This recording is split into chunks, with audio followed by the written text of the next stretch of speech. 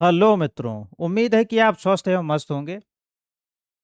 चलते हैं मिक्स क्वेश्चनों की सीरीज पर। अति महत्वपूर्ण प्रश्नों से भरी ये सीरीज है। एक एक प्रश्न मैंने चुन चुन के इसमें लिया है, अति महत्वपूर्ण है। बढ़ते हैं पहले प्रश्न की तरफ। ये रहा मित्रों आपकी स्क्रीन पर पहला प्रश्न। निम्नलिखित में से कौन सी रबी की फसल है? पहला ऑप्शन है मक्का, दूसरा है मूंगफली, तीसरा है गेहूं और चौथा है कपास। बताइए कौन सा ऑप्शन सही होगा। कौन सी रबी की फसल है? दिमाग लगाइए, इन चार ऑप्शन में से कौन सा ऑप्शन सही होगा। रबी की फसल। इसका सही ऑप्शन है मित्रों सी, रबी की फसल है गेहूं। गेहूं रबी की फसल है। पढ़ते हैं। अब गेहूं के साथ में और भी जो फसलें होती है वो रबी के ही अंतर्गत आ जाएंगी। ठीक है, तो रबी की फसल है गेहूं, तो गेहूं से आप याद रखिएगा।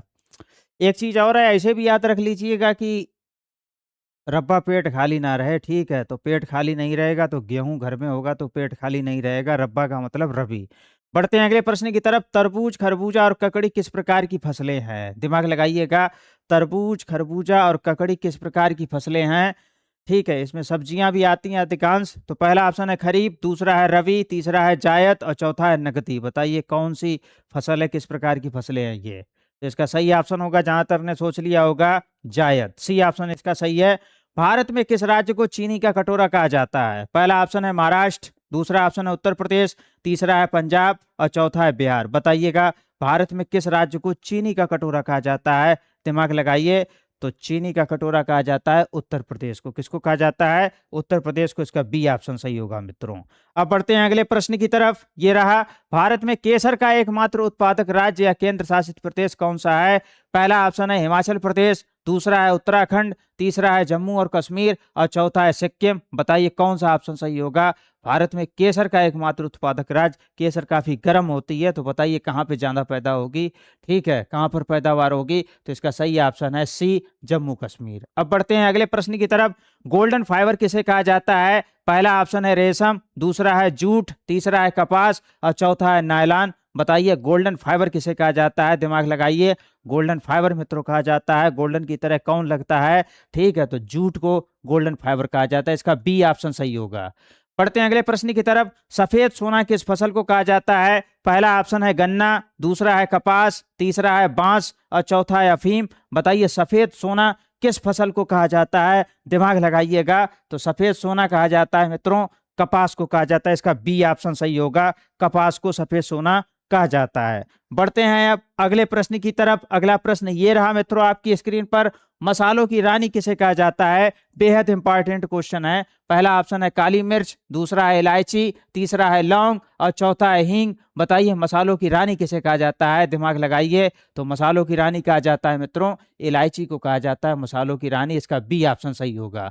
अब बढ़ते हैं अगले प्रश्न की तरफ। भारत का सबसे बड़ा चावल उत्पादक राज्य कौन सा है? पहला ऑप्शन है उत्तर प्रदेश, दूसरा है पंजाब, तीसरा है पश्चिम बंगाल और चौथा है आंध्र प्रदेश। बताइए भारत का सबसे बड़ा चावल उत्पादक राज्य कौन सा है। दिमाग लगाइएगा, बेहद इंपॉर्टेंट क्वेश्चन है। तो सबसे ज्यादा चावल पैदा होता है मित्रों पश्चिम बंगाल में। इसका सी ऑप्शन सही होगा, सी। बढ़ते हैं अगले प्रश्न की तरफ। प्रति हेक्टेयर गेहूं उत्पादन में कौन सा राज्य प्रथम है? पहला ऑप्शन है उत्तर प्रदेश, दूसरा है पंजाब, तीसरा है हरियाणा और चौथा है मध्य प्रदेश। बताइए कौन सा ऑप्शन सही होगा। सबसे ज्यादा प्रति हेक्टेयर गेहूं कहाँ पैदा होता है? तो सही ऑप्शन होगा मित्रों पंजाब। इसका बी ऑप्शन सही होगा, बी ऑप्शन इसका सही है। पंजाब, सरदार लोग, सिख लोग ज्यादा अच्छी खेती करते हैं, तो उसी से याद रखिए पंजाब। बढ़ते हैं अगले प्रश्न की तरफ। ये रहा मित्रों, भारत में सोयाबीन का सबसे बड़ा उत्पादक राज्य कौन सा है? पहला ऑप्शन है उत्तर प्रदेश, दूसरा ऑप्शन है महाराष्ट्र, तीसरा है मध्य प्रदेश और चौथा है राजस्थान। बताइए सोयाबीन सबसे ज्यादा कहाँ पैदा होता है। दिमाग लगाइए।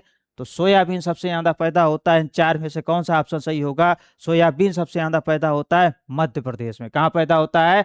मध्य प्रदेश में। तो इसका सी ऑप्शन सही है, मध्य प्रदेश। अगला क्वेश्चन है, भारत में कॉफी का सर्वाधिक उत्पादन किस राज्य में होता है? पहला ऑप्शन है केरल, दूसरा है तमिलनाडु, तीसरा है कर्नाटक और चौथा है असम। बताइए कौन सा ऑप्शन सही होगा। तो कॉफी का सर्वाधिक उत्पादन होता है मित्रों, कहां पर होगा? कॉफी को कर्नाटक से याद रखिएगा, काफी कर्नाटक, तो ये सी ऑप्शन सही होगा, कर्नाटक। बढ़ते हैं अगले प्रश्न की तरफ।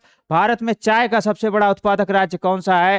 पहला ऑप्शन है पश्चिम बंगाल, दूसरा है असम, तीसरा है हिमाचल प्रदेश और चौथा है तमिलनाडु। बताइए चाय का सबसे बड़ा उत्पादक राज्य कौन सा है? दिमाग लगाइए। तो चाय सबसे ज्यादा पैदा होती है असम में, इसका बी ऑप्शन सही है, बी असम। बढ़ते हैं अगले प्रश्न की तरफ। अगला प्रश्न ये रहा मित्रों आपकी स्क्रीन पर। रेशम कीट पालन को विज्ञान की किस शाखा के अंतर्गत रखा जाता है? दिमाग लगाइए। पहला ऑप्शन है एपीकल्चर, दूसरा है सेरीकल्चर, तीसरा है पिसीकल्चर और चौथा है फ्लोरीकल्चर। बताइए रेशम कीट पालन को विज्ञान की किस शाखा के अंतर्गत रखा जाता है? दिमाग लगाइए। तो ये कल्चर, इस स्लाइड पे तीनों क्वेश्चन जो है कल्चर वाले ही हैं और तीनों बहुत इंपॉर्टेंट हैं, जब तब आते रहते हैं ये। तो इसका सही आंसर होगा रेशम कीट पालन को सेरीकल्चर कहते हैं, इसका बी ऑप्शन सही होगा। पढ़ते हैं अगले प्रश्न की तरफ। विटीकल्चर का संबंध किससे है? पहला ऑप्शन है केचुआ पालन, दूसरा है अंगूर की खेती, तीसरा है मछली पालन और चौथा है सब्जियों की खेती। बताइए विटीकल्चर का संबंध किससे है? दिमाग लगा के बताइए। तो मित्रों विटीकल्चर संबंधित होती है अंगूर की खेती से, इसका बी ऑप्शन सही है। अब बढ़ते हैं अगले प्रश्न की तरफ। वर्मी कल्चर किससे संबंधित है? पहला ऑप्शन है रेशम कीट, दूसरा ऑप्शन है मधुमक्खी, तीसरा ऑप्शन है केचुआ पालन और चौथा है बागवानी। बताइए वर्मी कल्चर किससे संबंधित है? दिमाग लगा के बताइए। वर्मी कल्चर, वर्म से याद आएगा, वर्मी कल्चर केचुआ पालन से संबंधित है, इसका सी ऑप्शन सही होगा। पढ़ते हैं अगले प्रश्न की तरफ। ये रहा मित्रों आपकी स्क्रीन पर। भारत की किस पंचवर्षीय योजना को गाडगिल योजना के नाम से जाना जाता है? पहला ऑप्शन दूसरी, दूसरा ऑप्शन पहली, तीसरा ऑप्शन तीसरी और चौथा ऑप्शन चौथी। किस पंचवर्षीय योजना को गाडगिल योजना के नाम से जाना जाता है? इसका कौन सा ऑप्शन सही होगा? तो गाडगिल योजना के नाम से मित्रों जाना जाता है चौथी पंचवर्षीय योजना को, इसका सही ऑप्शन है ये डी, डी ऑप्शन इसका सही है। अगला क्वेश्चन खाली जगह दे रखी है। पहले योजना आयोग के अंतिम उपाध्यक्ष थे। पहला ऑप्शन है श्री मोन्टेग सिंह अहलूवालिया, दूसरा है श्री विनय कोहली, तीसरा है श्री आरपी सिन्हा और चौथा है श्री श्यामल घोष। बताइए कौन सा ऑप्शन सही होगा? इसका दिमाग लगा के, इसका सही ऑप्शन है मित्रों श्री मोन्टेग सिंह अहलूवालिया योजना आयोग के अंतिम उपाध्यक्ष थे। अगला प्रश्न, बैंकों के राष्ट्रीयकरण के प्रथम चरण के दौरान किस बैंक का राष्ट्रीयकरण नहीं किया गया था? पहला ऑप्शन है देना बैंक, दूसरा है केनरा बैंक, तीसरा है सेंट्रल बैंक ऑफ इंडिया और चौथा है विजया बैंक। किसका राष्ट्रीयकरण प्रथम चरण में नहीं हुआ था? किस बैंक का? तो इसका सही ऑप्शन है मित्रों विजया बैंक। किसका नहीं हुआ था राष्ट्रीयकरण? विजया बैंक का, डी ऑप्शन इसका सही है। बढ़ते अगले प्रश्न की तरफ। हरित क्रांति के संदर्भ में HYV बीज क्या है जिन्हें चमत्कारी बीज भी कहा जाता है? पहला ऑप्शन दोनों उपज किस्म, दूसरा ऑप्शन संकर उपज किस्म, तीसरा ऑप्शन हेट्रो उपज भिन्नता और चौथा ऑप्शन उच्च उपज वाली किस्म। बताइए कौन सा ऑप्शन सही होगा कि हरित क्रांति के संदर्भ में HY बीज क्या होता है? दिमाग लगाइए।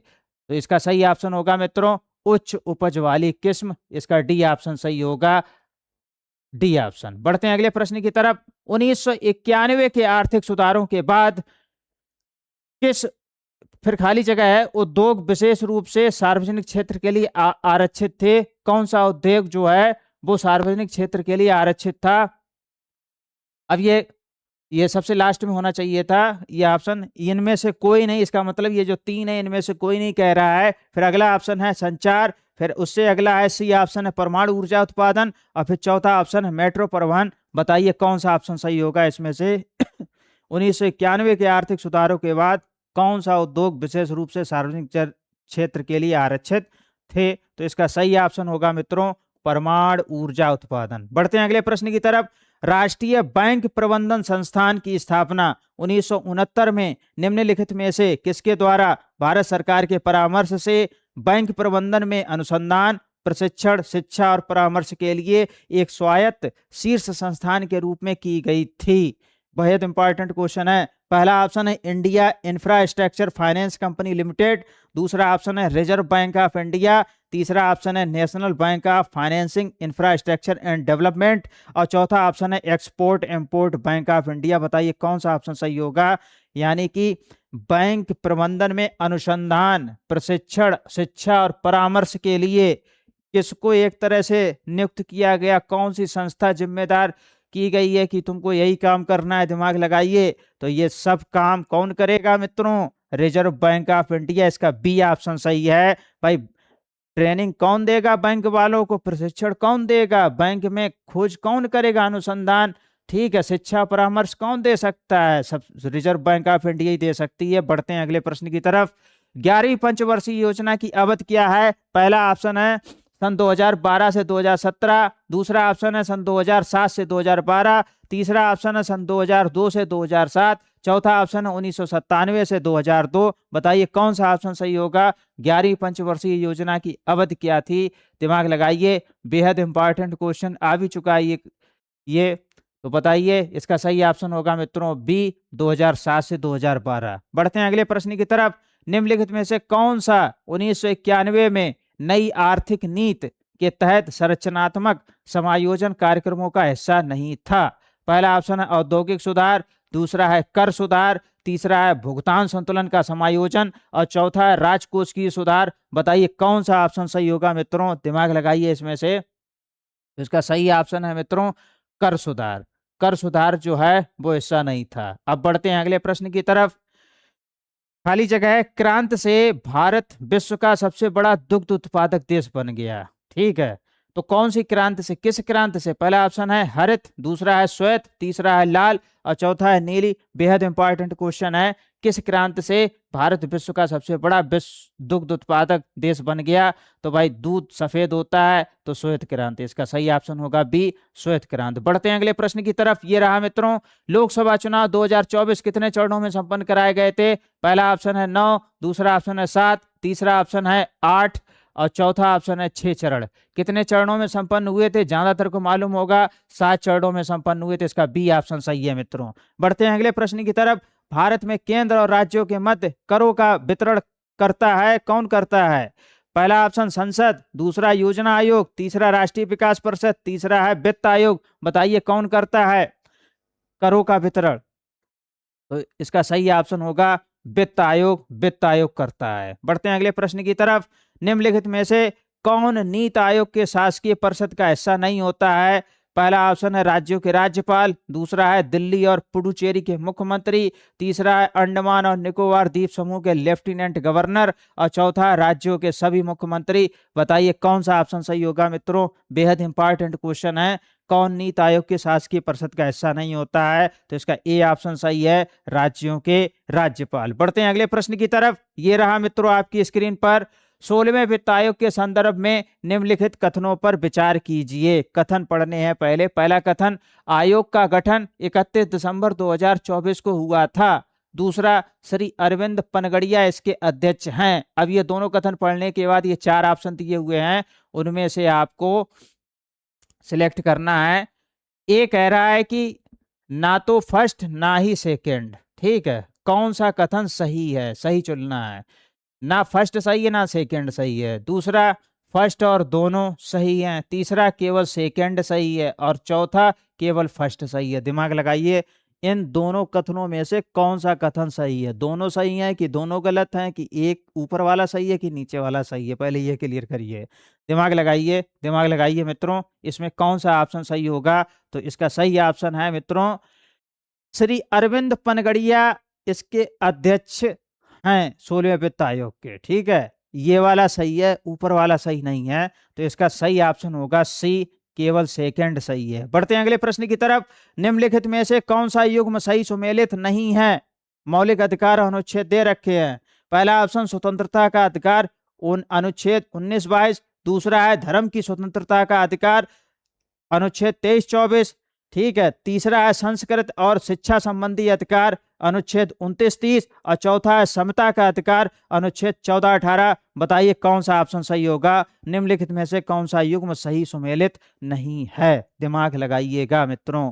ठीक है, कौन सा मैचिंग का नहीं है, कौन सा अनुच्छेद किस अधिकार से संबंधित नहीं है? तो इसका सही ऑप्शन होगा मित्रों बी, धर्म की स्वतंत्रता का अधिकार अनुच्छेद 23-24 से सुमेलित नहीं है। बढ़ते हैं अगले प्रश्न की तरफ। भारतीय संविधान के किस भाग में निर्वाचन संबंधी प्रावधान दिए गए हैं? पहला ऑप्शन है भाग 17, दूसरा ऑप्शन है भाग 15 में, तीसरा ऑप्शन है भाग 16 में और चौथा ऑप्शन है भाग 14 में। निर्वाचन संबंधी प्रावधान किस भाग में दिए गए हैं? बताइए कौन सा ऑप्शन सही होगा। तो इसका ऑप्शन सही है मित्रों भाग 15। कौन सा ऑप्शन सही है, भाग 15, बी ऑप्शन इसका सही है। अब बढ़ते हैं अगले प्रश्न की तरफ। ये रहा मित्रों आपकी स्क्रीन पर, लोकसभा के प्रथम अध्यक्ष कौन थे। पहला ऑप्शन जीवी मावलंकर, दूसरा ऑप्शन रवि राय, तीसरा मीरा कुमार और चौथा है बलराम जाखड़। कौन सा ऑप्शन सही होगा मित्रों, लोकसभा के प्रथम अध्यक्ष, बेहद इंपॉर्टेंट क्वेश्चन है। तो इसका सही ऑप्शन होगा ए, जीवी मावलंकर। बढ़ते हैं अगले प्रश्न की तरफ।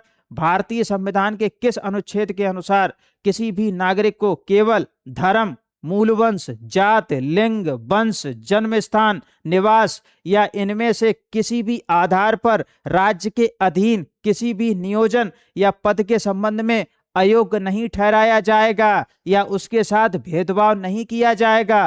पहला ऑप्शन अनुच्छेद 17, दूसरा ऑप्शन अनुच्छेद 15, तीसरा ऑप्शन अनुच्छेद 16(2) और चौथा ऑप्शन अनुच्छेद 16(4). बताइए कौन सा ऑप्शन सही होगा इसमें से। ये इस स्टेटमेंट के अनुसार ये स्टेटमेंट को किसमें, किस अनुच्छेद से संबंधित है। तो इसका सही ऑप्शन है मित्रों सी, अनुच्छेद 16(2). बढ़ते हैं अगले प्रश्न की तरफ। यमुना नदी की सबसे लंबी सहायक नदी कौन सी है। पहला ऑप्शन है चंबल, दूसरा है केन, तीसरा है बेतवा और चौथा है कोसी। बताइए यमुना नदी की सबसे लंबी सहायक नदी कौन सी है, दिमाग लगा के बताइए। तो यमुना नदी की सबसे लंबी सहायक नदी है मित्रों चंबल, ए ऑप्शन इसका सही है। बढ़ते हैं अगले प्रश्न की तरफ। ये रहा मित्रों आपकी स्क्रीन पर, नर्मदा नदी का उद्गम स्थल है। पहला ऑप्शन अमरकंटक, दूसरा है गंगोत्री हिमनद, तीसरा है जानापावा की पहाड़ी और चौथा है ब्रह्मपुत्र। बताइए नर्मदा नदी का उद्गम स्थल कहाँ से है, दिमाग लगा के बताइए। तो नर्मदा नदी का उद्गम स्थल है पहला ऑप्शन अमरकंटक, ए ऑप्शन इसका सही है। अब बढ़ते हैं अगले प्रश्न की तरफ। हिंडन हवाई अड्डा कहां पर स्थित है। पहला ऑप्शन है मेरठ, दूसरा है गाजियाबाद, तीसरा है दिल्ली और चौथा है लखनऊ। बताइए हिंडन हवाई अड्डा कहां पर स्थित है, दिमाग लगा के बताइए, बेहद इंपॉर्टेंट क्वेश्चन है। हिंडन हवाई अड्डा मित्रों गाजियाबाद में, कहां पर है, गाजियाबाद में हिंडन हवाई अड्डा। बढ़ते हैं अगले प्रश्न की तरफ। भारत में सबसे पहले सूर्यास्त किस राज्य में होता है। पहला ऑप्शन अरुणाचल प्रदेश, दूसरा मेघालय, तीसरा गुजरात और चौथा तमिलनाडु। दिमाग लगा के बताइए भारत में सबसे पहले सूर्यास्त किस राज्य में होता है। तो सही ऑप्शन है मित्रों अरुणाचल प्रदेश, ए ऑप्शन इसका सही है, अरुणाचल प्रदेश। अब बढ़ते हैं अगले प्रश्न की तरफ। अगला प्रश्न मित्रों ये रहा आपकी स्क्रीन पर, भारत के सबसे दक्षिणी सिरे का क्या नाम है। पहला ऑप्शन है काराकोरम, दूसरा है इंदिरा पॉइंट, तीसरा है कैलीमेयर पॉइंट और चौथा है इंदिरा कोल। बताइए कौन सा ऑप्शन सही होगा। भारत के सबसे दक्षिणी सिरे का क्या नाम है। ज्यादातर मित्रों ने सोच लिया होगा, बेहद इंपॉर्टेंट क्वेश्चन है। दक्षिणी सिरा या दक्षिणी छोर, इंदिरा पॉइंट उसे कहते हैं। बढ़ते हैं अगले प्रश्न की तरफ। भारत में खारे पानी की सबसे बड़ी झील कौन सी है। पहला ऑप्शन है सांबर झील, दूसरा है चिल्का झील, तीसरा है वुलर झील, चौथा है बेम्बनाड। बताइए खारे पानी की सबसे बड़ी झील कौन सी है, बेहद इंपॉर्टेंट क्वेश्चन है। तो इसका सही ऑप्शन होगा मित्रों बी, चिल्का झील। बढ़ते हैं अगले प्रश्न की तरफ। अरावली पर्वतमाला कहाँ है। पहला ऑप्शन राजस्थान, दूसरा मध्य प्रदेश, तीसरा उत्तर प्रदेश और चौथा तमिलनाडु। बताइए अरावली पर्वतमाला कहाँ है, दिमाग लगा के बताइए। तो अरावली पर्वतमाला जो है मित्रों राजस्थान में, इसका ए ऑप्शन सही होगा। अब बढ़ते हैं अगले प्रश्न की तरफ। ये रहा मित्रों आपकी स्क्रीन पर अगला प्रश्न, बेहद सरल क्वेश्चन है। आगरा किस नदी के किनारे बसा है। पहला ऑप्शन यमुना, दूसरा गंगा, तीसरा ब्रह्मपुत्र और चौथा है माही नदी। बताइए किस नदी के किनारे। तो सबको मालूम होगा, ज्यादातर को मालूम होगा, यमुना नदी के किनारे बसा है। अगला क्वेश्चन है, भारत की सबसे बड़ी कृत्रिम झील कौन सी है। बेहद इंपॉर्टेंट क्वेश्चन मित्रों। पहला ऑप्शन है गोविंद पंत सागर झील, दूसरा लोकटक, तीसरा है चिल्कालुर। ठीक है, चिल्कालुर, ये ऑप्शन कुछ गड़बड़ है, ठीक है, लेकिन हाँ सही ऑप्शन इतने में से ही है। भारत की सबसे बड़ी कृत्रिम झील कौन सी है, दिमाग लगाइए। तो इसका सही ऑप्शन होगा गोविंद बल्लभ पंत सागर झील, ए ऑप्शन सही होगा। अब बढ़ते हैं अगले प्रश्न की तरफ। सौर प्रणाली की खोज किसने की थी। पहला ऑप्शन है गैलीलियो, दूसरा है जेएल बेयर्ड, तीसरा है कापरनिकस और चौथा है केपलर। बताइए सौर प्रणाली की खोज किसने की थी। तो मित्रों इसका सही ऑप्शन है सौर प्रणाली की खोज कापरनिकस ने की थी। किसने की थी? कापरनिकस ने की थी। अब बढ़ते हैं अगले प्रश्न की तरफ। ये रहा मित्रों आपकी स्क्रीन पर, ग्रहों की गति का नियम किसने प्रतिपादित किया था? पहला ऑप्शन है न्यूटन, दूसरा है केपलर, तीसरा है कापरनिकस और चौथा है गैलीलियो। ग्रहों की गति का नियम किसने दिया था? दिमाग लगाइए मित्रों, ग्रहों की गति का नियम दिया था मित्रों केपलर ने। किसने दिया था? केपलर ने। इसका बी ऑप्शन सही है। अब बढ़ते हैं अगले प्रश्न की तरफ। सूर्य के चारों ओर घूमने वाले ग्रहों की कुल संख्या कितनी है? बेहद इंपॉर्टेंट क्वेश्चन। पहला ऑप्शन 7, दूसरा 8, तीसरा 5 और चौथा 6। दिमाग लगाइए मित्रों, दिमाग लगाइए। सूर्य के चारों ओर घूमने वाले ग्रहों की कुल संख्या, ठीक है, एक को हटा दिया गया है। पहले 9 ग्रह, 9 को शामिल किया जाता था ग्रहों की लिस्ट में, एक को हटा दिया गया, 8 ग्रह है। ठीक है, तो इसका बी ऑप्शन सही होगा। अगला प्रश्न, निम्नलिखित में से किस ग्रह को पृथ्वी की बहन कहा जाता है? बेहद इंपॉर्टेंट क्वेश्चन। पहला ऑप्शन बुध, दूसरा शुक्र, तीसरा मंगल और चौथा बृहस्पति। बताइए किस ग्रह को पृथ्वी की बहन कहा जाता है? दिमाग लगाइए मित्रों, बेहद इंपॉर्टेंट क्वेश्चन। तो शुक्र को पृथ्वी की बहन कहा जाता है। इसका बी ऑप्शन सही होगा। अब बढ़ते हैं अगले प्रश्न की तरफ। ये रहा मित्रों आपकी स्क्रीन पर, किस ग्रह को शाम का तारा कहा जाता है? पहला ऑप्शन है शुक्र, पहला ऑप्शन है मंगल, दूसरा है शुक्र, तीसरा है पृथ्वी और चौथा है बुध। बताइए शाम का तारा किसे कहा जाता है? दिमाग लगाइए, बेहद इंपॉर्टेंट क्वेश्चन है। शाम का तारा मित्रों कहा जाता है किसको? शुक्र को कहा जाता है। इसका बी ऑप्शन सही होगा। बढ़ते हैं अगले प्रश्न की तरफ। गुलाम गिर पुस्तक के लेखक कौन है? पहला ऑप्शन पेरियार, दूसरा है सरोजनी नायडू, तीसरा है ज्योतिबा फुले और चौथा है बिरसा मुंडा। बताइए गुलाम गिर पुस्तक के लेखक कौन है? दिमाग लगाइए मित्रों। तो गुलाम गिर पुस्तक के लेखक है मित्रों ज्योतिबा फुले। इसका सी ऑप्शन सही होगा। बढ़ते हैं अगले प्रश्न की तरफ। निम्न में से बंगाल का प्रथम गवर्नर जनरल कौन था? पहला है कर्जन, दूसरा है वारेन हेस्टिंग, तीसरा है रॉबर्ट क्लाइव और चौथा है माउंटबेटन। बताइए कौन सा ऑप्शन सही होगा? दिमाग लगा के कि बंगाल का प्रथम गवर्नर जनरल कौन था, तो इसका सही ऑप्शन है वारेन हेस्टिंग। कौन सा ऑप्शन सही होगा? वारेन हेस्टिंग, बी ऑप्शन इसका सही होगा। बढ़ते हैं अगले प्रश्न की तरफ। गांधी जी द्वारा असहयोग आंदोलन कब वापस लिया गया था? पहला ऑप्शन है 28 मार्च 1931, दूसरा ऑप्शन है 12 फरवरी 1922, तीसरा ऑप्शन है 4 मार्च 1942 और चौथा ऑप्शन है 3 मई 1918। बताइए कौन सा ऑप्शन सही होगा? गांधी जी द्वारा असहयोग आंदोलन कब वापस लिया गया था? दिमाग लगा के बताइए। तो इसका सही ऑप्शन है मित्रों 12 फरवरी 1922 को वापस लिया गया था। अगला क्वेश्चन है, मैं नास्तिक क्यों हूं लेख किसका है? पहला ऑप्शन भगत सिंह, दूसरा सुभाष चंद्र बोस, तीसरा चंद्रशेखर आजाद और चौथा है राजगुरु। मैं नास्तिक क्यों हूं लेख किसका है? दिमाग लगाइए। तो मैं नास्तिक क्यों हूं, ये लेख है भगत सिंह का। किसका है? भगत सिंह का है ये। ठीक है, तो इसका ए ऑप्शन सही होगा, भगत सिंह। मित्रों उम्मीद है कि ये अति महत्वपूर्ण प्रश्नों की श्रृंखला आपको बेहद पसंद आई होगी। यदि अति महत्वपूर्ण प्रश्नों की श्रृंखला का नोटिफिकेशन आपको मिलता रहे, इसके लिए आपको क्या करना है? आप चैनल सब्सक्राइब कर दीजिए, बेल आइकन प्रेस कर दीजिए। यदि वीडियो पसंद आया हो तो लाइक, शेयर और कमेंट करना ना भूलें। वीडियो देखने के लिए आपका बहुत बहुत धन्यवाद। मिलते हैं अगले वीडियो में अति महत्वपूर्ण प्रश्नों के साथ।